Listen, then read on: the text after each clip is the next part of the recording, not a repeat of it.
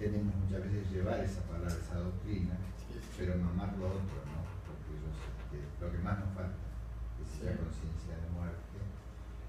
Y la otra, la primera parte... Sí, no sé, no diría solo de muerte, sino de tensión hacia Dios. De que vamos a Dios, porque no es que a Dios lo encontramos en la muerte, acá lo encontramos, desde acá ya vamos. Pero no, eso es interesante y lo asume ahí el Papa. Siendo acá Bergoglio, ¿no? Yo pienso que tenía una especie de cruzada personal él contra la fe ilustrada. Contra la fe, a ver, excesivamente ilustrada. Bueno, por eso digo, a ver, y yo justamente, no, yo lo estudié eso y estudié y escribí un libro y uno podría decir, tengo una fe ilustrada. Pero contra la presentación de que lo esencial en la fe es la ilustración. Ese es un vicio moderno. Se podría hablar mucho, pero yo en el libro lo tengo, algo de eso, de cómo la modernidad acentúa que la forma del conocimiento es a través de lo empíricamente comprobable. Entonces, si lo podés comprobar, existe, es real, y si lo podés razonar por la razón instrumental. Bueno, eso que es parte de la vida de la modernidad se tradujo en el ambiente de la Iglesia en pensar que la fe sobre todo es conocimiento. Tengo que creer esto, aquello, entonces hacer curso y todo. Y la fe es en cuanto más conozco. Bueno, el Padre Tello lo que dice, a partir de Santo Tomás, y que ahora repite Bergoglio acá en Evangelii Gaudium, dice, la fe tiene como 3 movimientos internos. Un primer movimiento en el que le creo a Dios como testigo, que es verdad eso, de que Dios me salva. Creer como testigo quiere decir no creo por la evidencia. A mí me dicen, 2 más 2 es 4, no hace falta que haya un testigo, está demostrado, es evidente. Ahora, si pasó o no en rojo el colectivo que atropelló a alguien, el juez le tiene que creer al testigo, es la palabra de él. Bueno, hay una fe en el testigo. Bueno, la fe en Dios también tiene algo de creer en su testimonio. Después tiene algo del conocimiento de qué es lo que creo y tiene algo de tensión hacia Dios. Con el acto de fe yo doy un salto hacia Dios, voy hacia Dios. Dios me atrae, me dejo atraer por Dios. Entonces yo lo que estudio desde Santo Tomás, bueno, lo más importante es la fe, no es el conocimiento, sino el tender hacia Dios. La fe nos hace ir hacia Dios.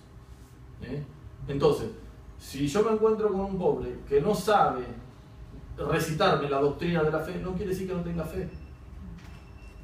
El Papa lo pone en un número muy lindo, dice, cuando habla de la piedad popular, dice, pienso en esas madres al pie del lecho del hijo enfermo, hilvanando rosario, con las cuentas del rosario, aunque no sepan hilvanar las proposiciones del credo. Es muy fuerte que un Papa diga eso, porque está diciendo, una persona que no sabe decir el credo, tiene una fe admirable. Es como Jesús cuando admiraba a la cananea. Es muy fuerte, porque ha habido un acento muy fuerte en lo doctrinal, como esencial de la fe. Y lo doctrinal es importante, ya te digo, yo me dedico a eso, no voy a decir que no es importante eso. Pero no es obligatorio para todos esa profundización. Y dice que la fe del pueblo no se equivoca. Que el pueblo no se equivoca. Bueno, eso hay que entenderlo bien en el contexto que una doctrina del Lumen Gentium del Concilio Vaticano II que dice la totalidad de la Iglesia, todo el pueblo de Dios tiene la asistencia del Espíritu Santo. Entonces, cuando cree no se equivoca, porque si no sería como que el Espíritu Santo no está con la Iglesia. Habla de la totalidad. Después eso se aplica así a los que representan, bueno, lo que nosotros decimos así, de que no se equivoca. ¿Te puedo hacer una pregunta? Sí. Necesito que me desarmes de esto. Yo tengo esta idea. Porque decís, porque Cristo se hizo pobre, ¿no? Que dice Colosenses. Ahora, yo hubiera pensado que Cristo no era pobre. Cristo, que era rico, porque era hijo de Dios, se hizo pobre en la humanidad. Y que él, como en una clase media, que de hecho un carpintero no era pobre en esa época, era una clase media. Él, justamente, como podría ser yo, hizo la opción por los pobres. Pero yo nunca hubiera dicho que Cristo era pobre, por eso... Bueno, a ver, esos son temas, primero, no podemos tener el anacronismo de medir desde nuestras categorías de hoy, clase media, eso, como era antes. Por eso, pero digo para... Lo de antes, el que tenía una profesión. Por eso, por eso digo, pero eso mismo, ese tipo de análisis son difíciles, porque transponemos categorías sociológicas del siglo XX al siglo I en la periferia del imperio. Por eso es difícil comparar qué es un pobre sociológicamente hoy para nosotros con lo que era, con lo que era antes. No, estoy pensando en Cristo histórico. Por eso yo no diría, qué sé yo, aún hasta decir que es clase media hoy es difícil. Bueno, yo no sé clase media, pero diría esas palabras, diría por eso. Una persona que no era pobre. Yo pienso que lo que sí sale, lo que sí sale me parece a mí de la escritura, de la Biblia, lo que sí sale es que justamente lo que decíamos hoy que dice ahí Lucas, te alabo Padre porque escondiste estas cosas a los sabios y prudentes y las revelaste a los pequeños. Bueno, él eligió ese camino. Entonces, más allá de, yo no sabría graduar hasta qué punto era indigente en esa época, clase media, clase alta, yo no te lo sabría graduar hoy.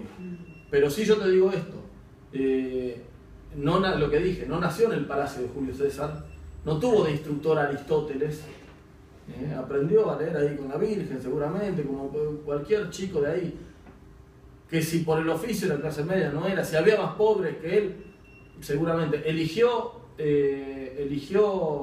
¿cómo se llama? Pescadores, no eligió nobles. No era de la aristocracia, si querés, bueno, ahí está. Nosotros no tenemos, ahora hablamos clase media, clase pobre, en ese momento era nobleza o plebe. No era de la nobleza, no era de la aristocracia. Era de la plebe. Los que se juntó no eran ni siquiera escribas los que se rodeó, eran pescadores también. Uno podría decir, tenían una pyme, porque el padre de Santiago Juan, tenía, claro, podría decir, tenía jornaleros. Claro. Pero la estratificación social de antes habría que estudiarlo bien. Me parece que sería un anacronismo poner la estratificación social de ahora. ¿Cómo? Del hijo de los fariseos. No sé si Judas era o no, por ahí, escriba, pero no eligió escribas, que eran los que sabían escribir, todo. No eligió la aristocracia, si querés, para hablar de la categorización de eso. Yo pienso que toda la tradición de la Iglesia reconoce que Cristo era pobre. Más allá de que uno lo puede leer con la mentalidad de hoy y decir, como vos decís, tenía una pyme. Pero habría que ver bien los estudios más históricos de esa época para ver cómo entenderlo. Pero sí que de todo el mundo eligió lo de abajo. Porque no fue a Roma, que era el centro del imperio. Fue en Palestina, en el bordecito. Y no fue a una princesa, fue a una chica de un pueblito chiquitito, Nazaret. Puede salir algo bueno de Nazaret, decían. Si decían eso, porque era el último lugar. En ese sentido, yo pienso que toda la tradición de la Iglesia entiende que Cristo era pobre. Pero hay que hacer el esfuerzo de no entender como lo entendemos hoy, la estratificación social del siglo XX, entenderlo en ese momento. Pero sí que estaba entre los últimos y que era uno más entre ellos, ¿no? Y como dice la carta a los hebreos, pasó como uno de tantos. La opción de por el pobre es evidente, eso claro. No hace más que relatarlo. Sí. Un comentario de todo lo que dijiste. Para mí uno de los desafíos más grandes que plantea Francisco a la Iglesia es salir afuera. Vos dijiste los 99 que están afuera y el uno que se quedó. Y yo creo que eso es el planteo para la Iglesia. Y tengo dos anécdotas que me tocan junto a esto de ahora, ¿no? Como ejemplo. Un otro día un cura que me estaba contando, tipo vos, un barrio como el tuyo, me dice, la gente no se confiesa más. No confiesa más, me siento cuestionar, no tengo a nadie. Y había ido el día de San Cayetano, se puso a bendecir en la calle, me dice, la cola empezó con 15, después con 30, nunca paré. Y en la cola no solo lo bendecía, sino le decía, bendecime lo esencial, ¿qué quieres decirme? Y en medio minuto, antes de bendecirlo, le decía lo más esencial de su vida, es otra que una confesión, una recontra confesión. Entonces, como los métodos hoy cambian, y es un desafío. Y yo personalmente, la otra anécdota es, yo soy ministro de Eucaristía en mi parroquia, y lo más fuerte que vivo es que voy a un asilo de ancianos a celebrar la palabra y dar la comunión. Ancianos que la mitad está ido, atados a una silla, para que, y la vez me planteaba a quién le doy y a quién no le doy. Yo finalmente le doy a casi todos, mientras no me las ocupan, más o menos, como antes pensaba hace 10 años no lo hubiera hecho nunca, así, ¿no? Entonces, como un poco la realidad, el desafío que tenemos como iglesia es buscar en cosas concretas esto, ¿no? Como vos te pones en el confesionario, no te va nadie y salís afuera y Y esos tipos no entran a la iglesia. Es un tema. Hay que buscar formas nuevas. Formas nuevas. Y exacto. me parece que lo que nos ayuda, algo que yo leí acá del número 12, eso que, bueno, que Dios actúa. La primacía de la gracia, Dios toca con su gracia. Entonces, vos tenés ahí los viejitos y decís, podrá o no podrá recibirla. Si uno se pone desde una mentalidad legalista, le da muy poco. Y uno dice, bueno, pero Dios actúa en el corazón de esta persona, sea como sea, y Dios sabrá, ¿viste? Claro. Y en eso sí, preferible equivocarse por demás que por defecto. Ahí en Yo pienso que me van a reclamar muchas cosas el día que me toque ir allá arriba, ¿no? Pero prefiero que me reclamen haber tenido manga ancha, haber sido amarrete con las cosas de Dios. Había un cura que decía, Dios tiene sentido común. También eso, sí, también eso. Sí. No, y llevar eso, anunciar que Dios nos ama. Claro, bueno, ese es el corazón. Eso me encantó. No, ese es el corazón. Y bueno, eso por falta de tiempo yo no me metí mucho en eso. Pero él habla de que hay una jerarquía de las verdades, que no todo es lo mismo, y no todo tiene que tener el mismo orden. Y dice, y no hay que suponer que el interlocutor conoce cuál es esa jerarquía de verdades y cómo están conectadas con el núcleo fundamental. El núcleo fundamental es Dios te ama y te salva por la muerte y resurrección de Cristo, el querisma. Ese es el núcleo, el querisma. Y después está eso. ¿Cuál es mi respuesta? Bueno, la respuesta sobre todo es acoger esa salvación. Y eso va a tener un montón de consecuencias. Doctrina, un montón de consecuencias que matizan la doctrina. Por ejemplo, de conducta sexual. Por ejemplo, de conducta ante el aborto. Ahora, si uno se la pasa hablando de homosexualidad y de aborto y no habla del núcleo, la gente no relaciona eso. Y entonces relaciona ser cristiano como estar contra el aborto. O parejas jóvenes que dicen quiero tener un noviazgo cristiano y se refieren a un noviazgo sin relaciones prematrimoniales y no un noviazgo en el que le ponen a Cristo en el centro de su vida. Bueno, en eso hablan los números 36, 37, 34, 39 y está muy bueno. Yo lo puse acá en el librito también, lo explica en un reportaje que le hicieron cuando dice, a mí me han criticado porque no he hablado mucho del aborto y de la homosexualidad. Dice, pero yo soy hijo de la iglesia, creo lo que dice la iglesia, pero me parece que no hay que estar insistiendo tanto en esas cosas porque se corre el riesgo de que la gente piense que eso es ser cristiano y que no conecte eso con el núcleo fundamental. Es la metáfora, es hermosa la metáfora que tiene del hospital de campaña, ¿la han escuchado? Sí, buenísimo. Hay muchos heridos que deja esta sociedad y vienen a la iglesia a buscar salvar la vida. Después veremos el colesterol, dice. Y primero salvar la vida, después veremos el colesterol. Con la rabia de todos los que se dedican a analizar el colesterol, que son muchos dentro de la iglesia, y que le está diciendo lo de ustedes después.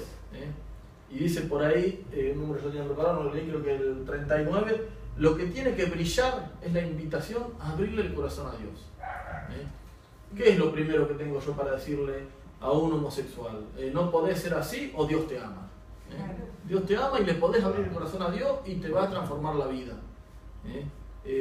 Como eso, porque son los casos más en que se ha puesto muchas veces el acento, pero se puede decir para todo tipo de Lo que pecados. pasa es que antes es como que se emparejaba todo. Todo tiene que hacer esto, todo. Ahora es como que se da. La propuesta es ir a cada uno. Claro. ¿No? Todos lo mismo. Bueno, claro, estaría bueno que todos fuéramos. Y no uniformar, justamente, no uniformar.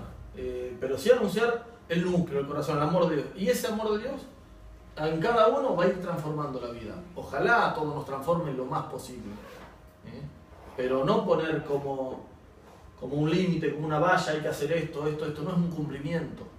No es un cumplimiento, sino un amor. Prefiero misericordia y no sacrificio, dice la Biblia, ¿no? Bueno, es la misericordia del corazón. La misericordia de Dios hacia mí, que se tiene que dar vida en misericordia de los demás, ¿no? Analizar cumplimiento. Cumplo y miento. Eso sí. Sí. En nuestro movimiento, Bernardo, como fundador, fue haciéndonos ejercitaciones, un poco la forma de dar la doctrina es haciendo ejercitaciones que fuimos trabajando y llevando a la vida.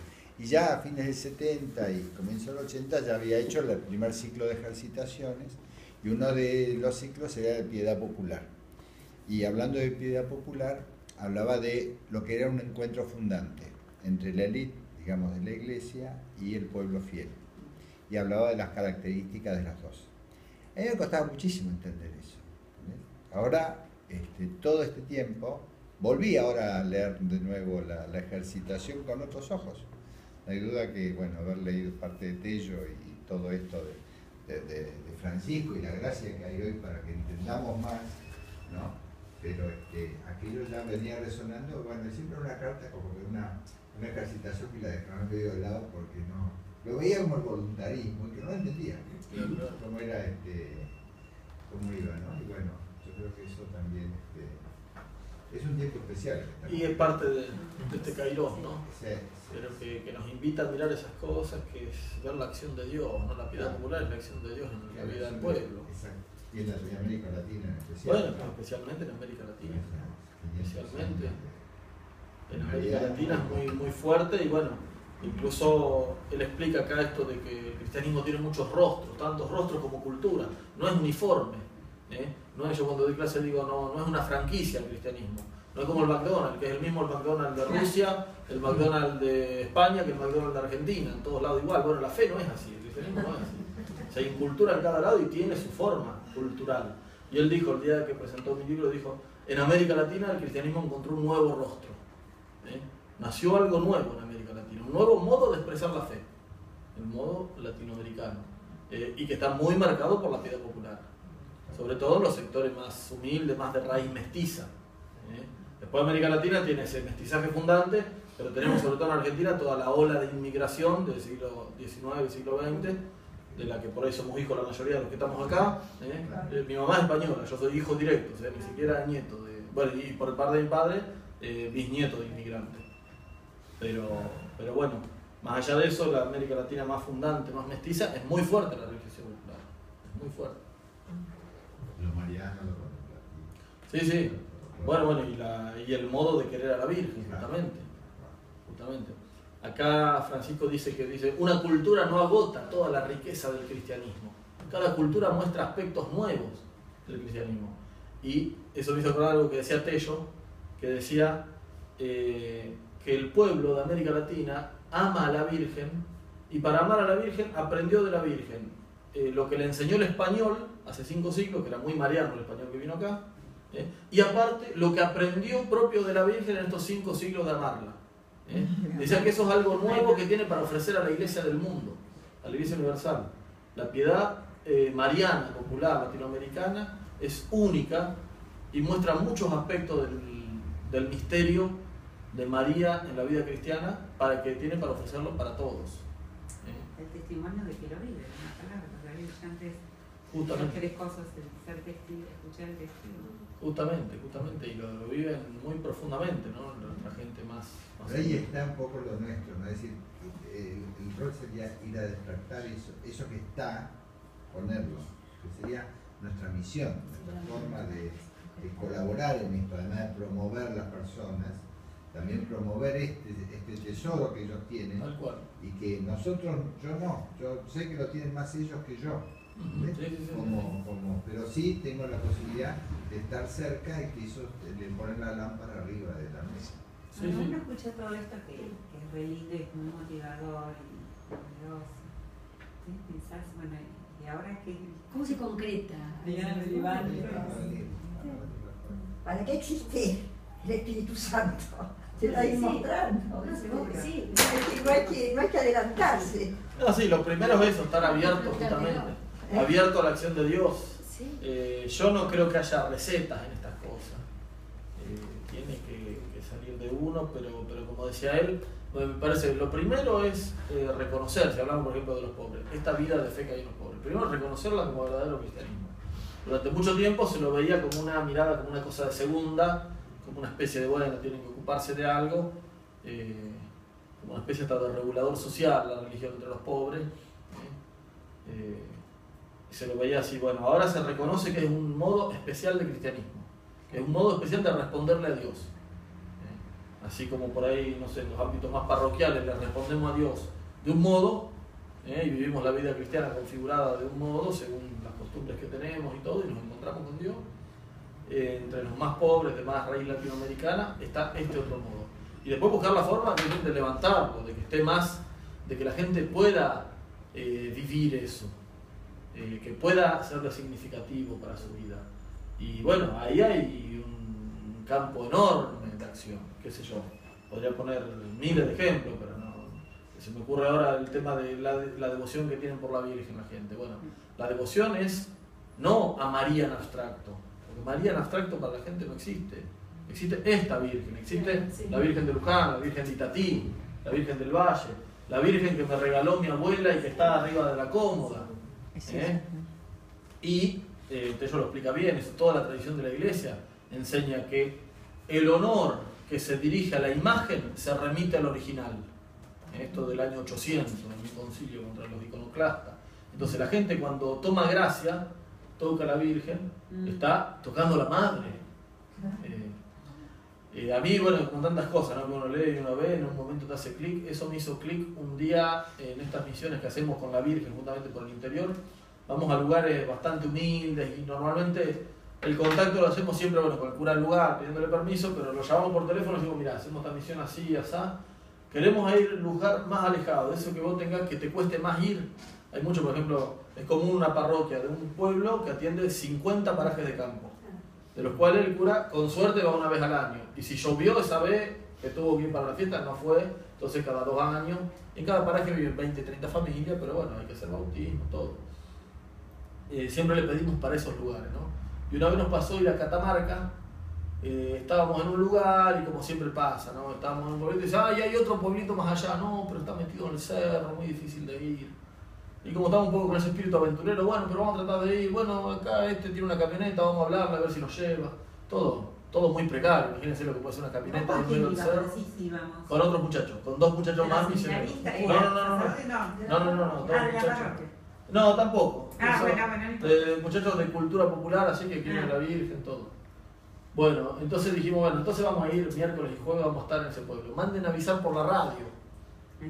Y bueno, quedó eso ahí arreglado. Yo me quedé medio inquieto porque digo, mirá, se enterarán, no se enterarán, si llegamos, qué sé yo, qué habrá ahí, porque siempre un poco hablamos con algunos, cuando estamos en un pueblo, hablamos con otro del otro pueblo. Y, bueno, estaba medio inquieto con eso yo, pero después estuvimos en este pueblo, cuando terminó ahí, bueno, hablamos con la camioneta, fuimos a este otro pueblo, se llamaba Punta del Agua, en Catamarca, una zona por donde pasaba el Paris-Dakar, imagínense, pasaba el Dakar por ahí, estaba en plena montaña. Bueno, cuando llegamos, doblamos así, empezamos a ver gente. Estaba en la punta del pueblo, estaba todo el pueblo, estamos hablando de 20 familias, pero estaba todo el pueblo. Con los maestros, con los chicos, con el guardapolvo, había suspendido la clase, de todo. Eran 70, 80 personas, que en el medio de la montaña era llamativo. Todo el pueblo. Llegamos, bueno, nos llevaban casa por casa, que la bendigamos, estemos. Después, bueno, hicimos más o menos un plan ahí, que hacemos la misa, hacemos bautismo. Teníamos un salón comunitario, nos quedamos ahí. No podíamos, queríamos lavar ropa, no podíamos ni lavar la ropa, estaba todo el tiempo la gente, bueno, estaba la costumbre de velarla. Entonces, siempre la Virgen estuvo con una mesa así llena de velas. Se quedaron hasta la noche, toda la noche, todo.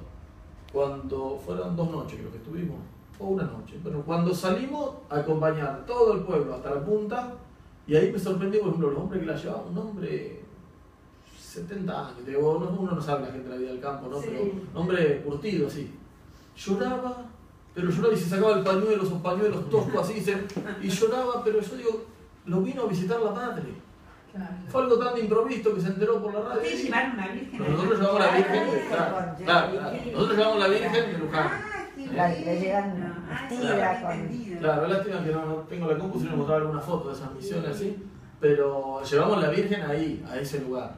Bueno, fueron 2 días de visita de la Virgen. Por eso digo que la velaron, le pusieron la mesa con las velas, todo.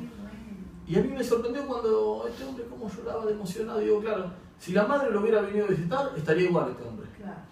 Entonces, eso que dice la teología, que cuando uno toca una imagen, el honor que le tributa a la imagen se remite al original, eso él lo tenía en el corazón. Lo tenía en el corazón. Eso que uno desde la cabeza lo tiene que hacer, o desde la cabeza tiene que saberlo para no impedírselo, para no decirle esto es superstición. Claro, cuando lo vivís así, yo siempre tengo el recuerdo de vivir en un pueblo